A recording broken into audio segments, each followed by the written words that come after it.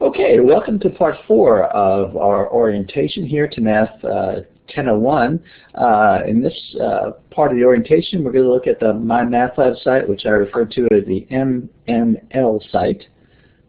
And so, in this video, our agenda is to ask what is at the MML site, and we're going to talk about getting access, the site structure, which includes the text and checkpoints, the homework, and the practice tests. All right, to register for MyMathLab, you may be able to save a little money by purchasing the MyMathLab access with the ebook. The ISBN number for this option is 9780321199911. Okay, if you purchased the textbook already with the access code, as long as you haven't broken the seal, you should be able to return it and try to get this through the MyMathLab folks, or try to get this through the bookstore. It might save you a bunch of money, because the advantage to this is that you'll have the ebook, and unless you want the physical copy of the book, you could use the ebook, which I think will work well for you. And so you must, if you register, when you purchase, if you just purchase the MyMathLab package in the library, or excuse me, not the library, in the bookstore, make sure that it contains access to the ebook. If it doesn't have access to the ebook, you're going to be at a disadvantage in this class, and you'll see why in just a moment. Okay, a word of caution. You must buy the MyMathLab access code. You can purchase the access code directly from Pearson or the bookstore when you go to register for the MyMathLab system. You can access the Pearson way of registering and purchasing, or come on campus to the bookstore. It's okay for you to use the ebook and not the physical copy of the book. You can print one copy of each page of the ebook as needed, so keep that in mind. Once you print it, you won't be able to go back and print it again. So if you print the ebook pages, save them carefully. However, if you should drop this course in favor of a traditional lecture section, you will have to buy the physical copy of this book, okay? So just be aware of that. We've made an exception here to this class since it's online. They've allowed us to just use the ebook here. The Division of Mathematics did that. So, and hopefully that'll save you a little money. Okay, this next thing I want to talk about is your name. Your name is important. Each student is required to register and enroll himself or herself into the MyMathLab course site. You must use your name as it appears in the GHC banner registration system to sign into the MyMathLab course. If your D2L account name is different than your banner name, please email me to let me know these names so I can verify who you are. Okay, so if your D2L name is different than your banner name, register your name in MyMathLab as your banner name. So here's examples. Example 1. Suppose your banner name is Joan Marks, your D2L name is Joan Marks. Well, just your MyMathLab name will be Joan Marks as well. And example 2 here. Your banner name is RG Marks, your D2L name is RG Linux. Your MyMath name will be RG Marks, and then in parentheses put the Linux. So notice that you're putting in parentheses whatever the last name is that you had in D2L, because I realize that some folks have name changes due to marriage or other circumstances. Failure to follow these directions will result in your access to MyMathLab and D2L being denied, because I have to verify who you are, and this is the way I do it. So just be careful with that. If you have any questions, just let me know, please. Okay, let's talk about the site structure in this. The MyMathLab site is structured around 23 sections of material that we'll study. The home page contains several things, and here I've got a picture of the home page. And one of the things you'll notice on the home page is that there is a side or left side navigation bar, and that left side navigation bar here has a variety of different links onto it. When you get to the home page, you'll also see that it'll tell you when your next assignment is due, and also give you a list of those assignments that are coming up. Along the calendar it'll show progress, and there's a box there that shows my record that'll show progress as well too. At the bottom you'll see, and then you can scroll down this page, you can see announcements. Most of my announcements I will be posting in D2L.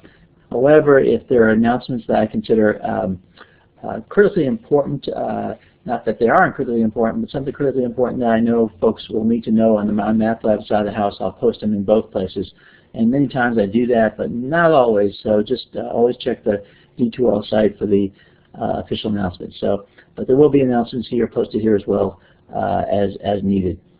Okay, looking on with this course structure, for each section you will find on the assignment link there will be something called the text and checkpoints and a link for another homework section. So in your whole, if you click on the homework link, you'll find that there are several different links there. There's the orientation link is the first one. Then you'll see section 7.1 test and checkpoints. Then you'll see section 7.1 homework. Notice there's a flag next to the 7.1 homework. That indicates that there is a prerequisite, and that prerequisite we'll talk about in just a few minutes.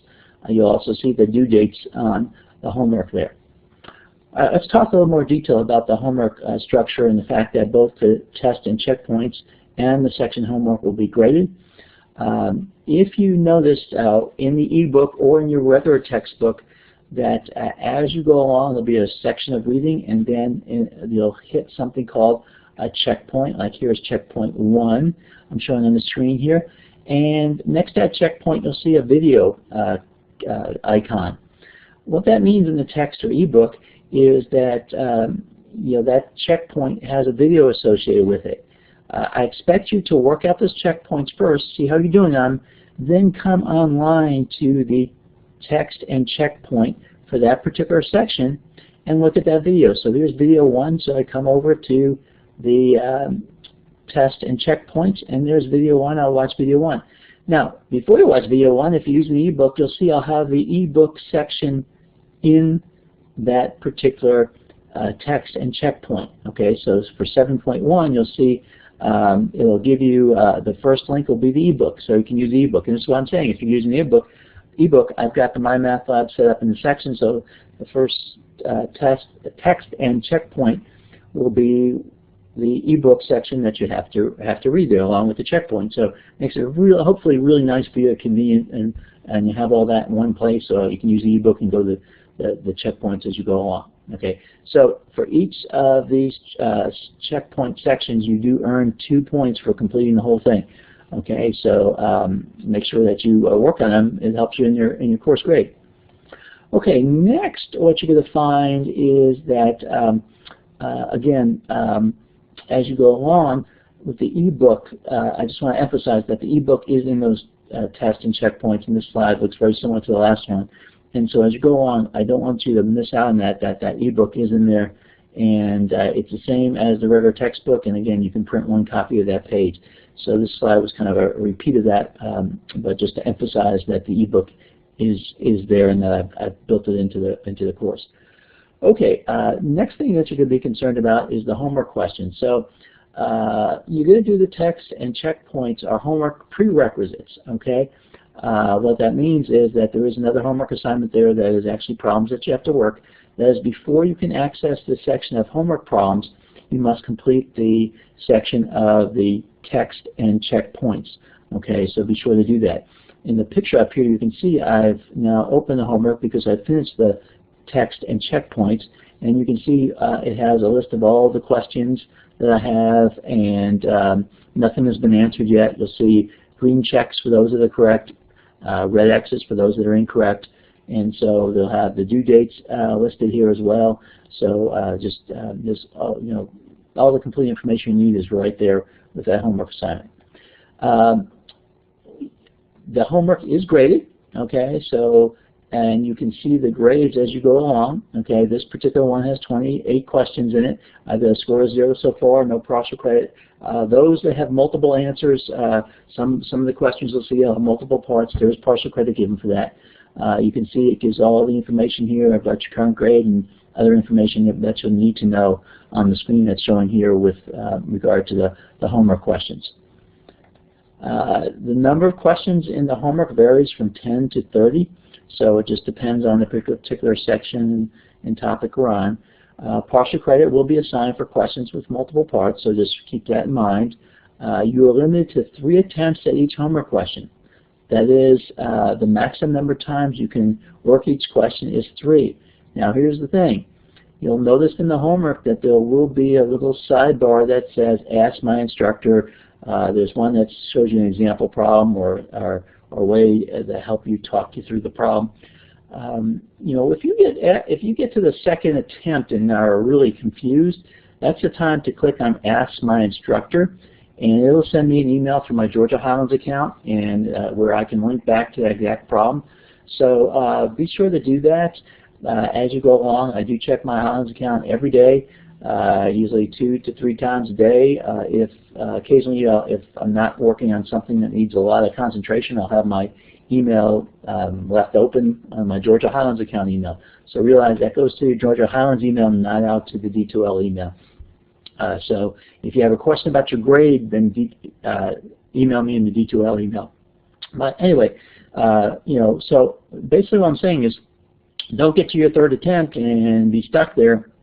At the 2nd attempt, you know, ask me, and that way we can get it cleared up, and that way you can move smoothly through your 3rd attempt should you need it. Okay, but there's a maximum of 3 attempts at each question. Okay, late submissions. You are permitted to work and change your score after the due date. However, late submissions penalty of 10% will be applied only to the questions scored after the due date. Okay, so let's say before the due date there was 26 problems there, and you got to 20 of them, and then after the due date you finished the last 6. The last 6 would have whatever the score you made them. So if you would be 10% off on each one of them.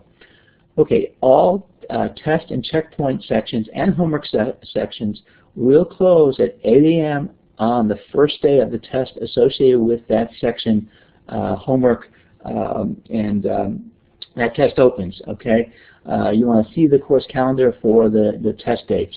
All right, so you know what that means is actually section 7.1 is going to be open longer than section 8.2, which is the last section of Unit 1. So you have to just keep that in mind. All right, so you know, and anything after the specific due date, even though you're open to 8 a.m. on that first day of the test for these particular items to be submitted, you know, there will be late points taken off, late penalty of 10% for anything that you might have submitted after the advertised due date there. Okay, let's talk about the practice tests. I do have placed some practice tests in each unit, and it will open 1 week prior to the scheduled test for that unit. So 1 week prior to the scheduled test, you can go into MyMathLab and you'll see a practice test. Are these exactly the same as the regular test? No. Are the concepts the same? Yes. Okay, so they won't be the exact same questions, but they'll be similar, and some different questions that I've added. There'll be questions added to the regular test that may not be on the practice test, but you will have covered all the concepts there. Will the practice test be a little different than the regular test? Yes, in the fact that you're doing these in MyMathLab as opposed to doing these in D2L. So there'll be a little bit difference there in the way the functionality of the test in D2L is different than the functionality of MyMathLab. So the practice test will not be included in your course grade, so just be aware of that as you move along. Well, we've come to the end of part 4, and that's the end of the orientation videos. So I look forward to helping you learn math this semester. Please now go and finish the rest of the items here in the Getting Started module, and as always, if you have any questions, please drop me an email or post something in the orientation discussion area, and maybe another student will answer before I get to it. So anyway, have a good day and keep moving along. You're getting there.